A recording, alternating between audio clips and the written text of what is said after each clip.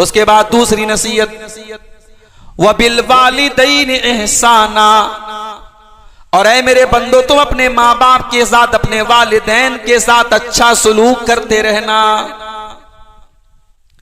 अल्लाह ने यह नहीं फरमाया जब तुम्हारे वालिदैन तुम्हारे साथ इंसाफ करें, अच्छा मामला करें, तब उनके साथ तुम अच्छा सलूक करो। फरमाया व बिल वालिदैन एहसाना, तुम्हारे वालिद और तुम्हारी वालिदा, तुम्हारे बाप और तुम्हारी मां के साथ तुम्हें हर हाल में भलाई करना है। हो सकता है जिंदगी में ऐसे मोड़ भी आते हैं कि मां बाप अपनी औलाद के साथ भी गलत कर देते हैं। बाज़ औकात नाइंसाफी वालिदैन की तरफ से भी होती है। हमारा फर्ज क्या है? हमें अपनी मां का एहतराम और उसके हुकूक का ख्याल तब भी रखना है। हमें बाप के हुकूक तब भी अदा करना है। बाप ने गलत किया होगा, बाप अल्लाह के यहां पकड़ा जाएगा, हमें बाप के साथ अच्छा सलूक करते रहना है। दुनिया में सबसे बड़ा गुनाह शिर्क है। अगर आपके माँ बाप अगर आपको शिर्क करने के ऊपर उभारे, कुरान कहता है व इन जाहदाका अला अन तुश्रिका बिमा लैसा लक बिही इल्मुन फला तुतिहुमा व साहिबहुमा फिद दुनिया मारूफा। तुम्हारे वालिदैन अगर तुम्हें शिर्क करने के ऊपर उभारे, उनकी वो गलत बात तुम मत मानो, लेकिन उनके साथ दुनिया में अच्छा सलूक करते रहना। हाँ, शिर्क नहीं करना है उनके कहने पर।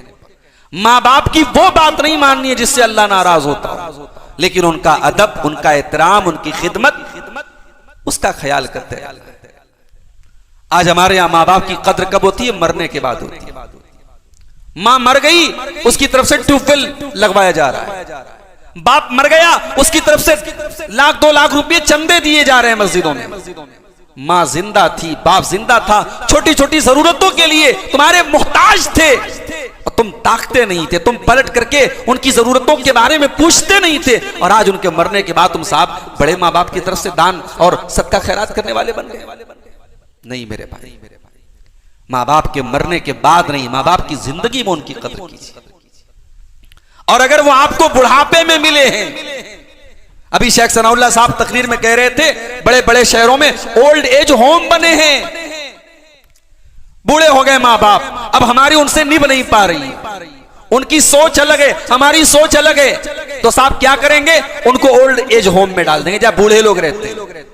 आप हमारे घर में मत रहिए, आपका पैसा हम वहां देते रहेंगे, खर्चा पानी देते रहेंगे, आप बूढ़े हो गए, बूढ़ों के साथ रहिए। ये कौन कर रहा है? ये आज का पढ़ा लिखा सिविल मुहज्जब इंसान कर रहा है। नहीं मेरे भाई, कल तू छोटा था, तू तेरा बचपन था, तू बिला वजह की जिदें किया करता था, तेरा बाप तेरी जिदों को पूरा करता था। तू रात में पेशाब करके सोता था तो तेरे गीले बिस्तर पर तेरी मां सोती थी और तुझे सूखे बिस्तर पर सुलाती। तेरी मां ने 9 महीने अपने पेट में तुझे रख करके तुझे जन्म दिया है, दुनिया का सबसे बड़ा रिस्क लेकर के उस मां ने तुझे पैदा किया है। बाप ने उंगली पकड़ के तुझे चलना सिखाया है। अगर मां ने अपने खूने जिगर से तुझे पाला है तो बाप ने अपने पसीने बहा करके तुझे आज इस लायक बनाया है। वो बुढ़ापे में मिले हैं तो ये आपके लिए बोझ नहीं है मेरे भाई, ये रहमत है आपके। इम्मा यबलुगन्ना इंदकल किबर अहदुहुमा औ किलाहुमा फला तकुल लहुमा उफ्फिन। तुम्हारे वालिदैन में से कोई एक अगर बुढ़ापे में तुमको मिल जाए या दोनों मिल जाएं तो खबरदार तुम उनको उफ भी न कहना। मुफस्सिरीन ने लिखा है कि अरबी जुबान में किसी को तकलीफ पहुंचाने के लिए सबसे हल्का अगर कोई लफ्ज है तो वो उफ है। अल्लाह ने कहा उफ नहीं कहना, यानी तकलीफ पहुंचाना, दर्द देना, उन्हें डांटना, उन्हें बुरा भला कहना तो बड़ी दूर की बात है, तुम्हें अपने वालिदैन को उफ भी नहीं कहना। और यहां एक बात पर आपने गौर किया, अल्लाह ने पहले एक का जिक्र किया, इम्मा यबलुगन्ना इंदकल किबर अहदुहुमा, कोई एक अगर बुढ़ापे में मिल जाए तो उसका ज्यादा ख्याल रखो। दोनों हैं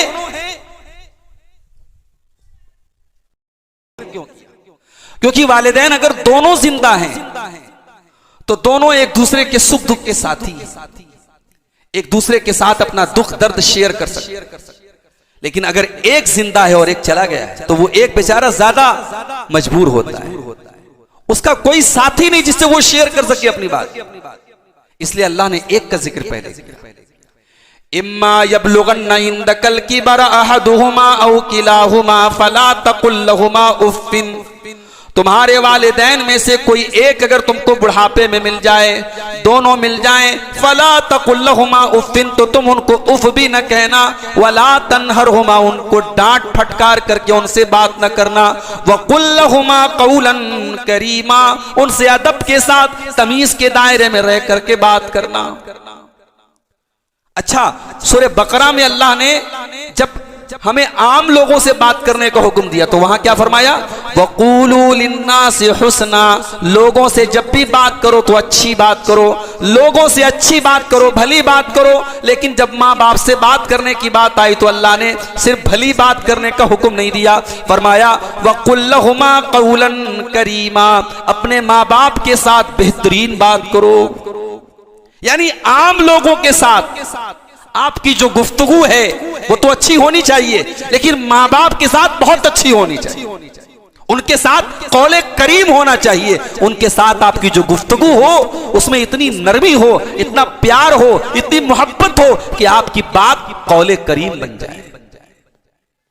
उसके बाद फरमाया वक़्फ़िज़ लहुमा जनाहज़्ज़ुल्लि मिनर रहमा, और ऐ मेरे बंदो तुम अपने माँ बाप के लिए अपने बाजुओं को बिछा दिया करो, अपने बाजू बिछा दो। जानते हो ये बाजू बिछाने का जिक्र अल्लाह ने क्यों किया? परिंदा जब ऊपर से नीचे आता है ना तो अपने बाजुओं को समेट लेता है, अपने परों को बिछा लेता है। या परिंदा जो माँ होती है परिंदों में, वो अपने बच्चों को अपने परों में समेट लेती है। यहां अल्लाह ने जनाह पर का लफ्ज इस्तेमाल किया, यानी जिस तरीके से वो परिंदा आसमान से जमीन की तरफ उतरता है, डाउन होता है, अपने आप को डाउन कर लेता है, तुम भी अपने माँ बाप के आगे डाउन हो जाओ।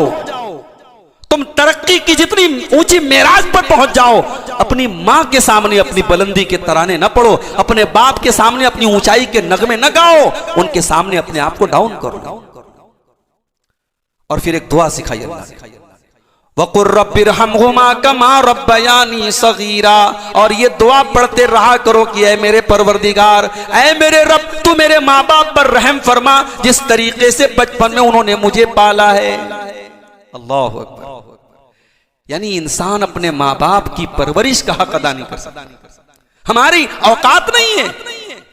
वो बड़ा मशहूर वाकया है, एक आदमी अपनी माँ को अपने कंधे पे बिठा करके तवाफ कर रहा था तो हजरत अब्दुल्ला बिन उमर की नजर पड़ी तवाफ के दौरान, तो उसने हजरत अब्दुल्ला बिन उमर से कहा तवाफ कंप्लीट करने के बाद कि आज मैंने अपनी माँ का हक अदा कर दिया। तो हजरत अब्दुल्ला बिन उमर ने कहा था वला ज़फ़रतम मिन ज़फ़राति उम्मिका, तूने अपनी माँ, तेरी माँ ने तुझको जब जन्म दिया था, तेरी माँ की के मुंह से जो चीखो पुकार की आवाज आई थी, अभी तो तूने उसे एक आवाज का भी हक अदा किया। तू माँ का हक अदा करने की क्या बात की? तो हमारी औकात नहीं कि हम अपने माँ बाप का एहसान उतार सके, तो हम अल्लाह को के हवाले कर देते कि अरे अल्लाह तू रहम फरमा, हमारे बस की बात नहीं है, हमारे माँ बाप ने हमें पाला है, तू रहम फरमा। ये बड़ी प्यारी दुआ है, इसको याद कर लो, रब्बिरहमहुमा कमा रब्बयानी सगीरा। जब भी दुआ किया करो अल्लाह के सामने हाथ फैलाया करो, उसमें ये दुआ जरूर शामिल कर लो कि ऐ मेरे रब, मेरे माँ बाप पर रहम फरमा जिस तरीके से बचपन में उन्होंने मुझे पाला है। तो ये दूसरी नसीहत होगी। 15 नसीहतें कंप्लीट करना है, वक्त हमारे पास महदूद है। तीसरी चीज वह आतिजल। अच्छा, अब यहां अल्लाह ने जब वालिदैन का जिक्र किया तो एक सवाल पैदा हुआ।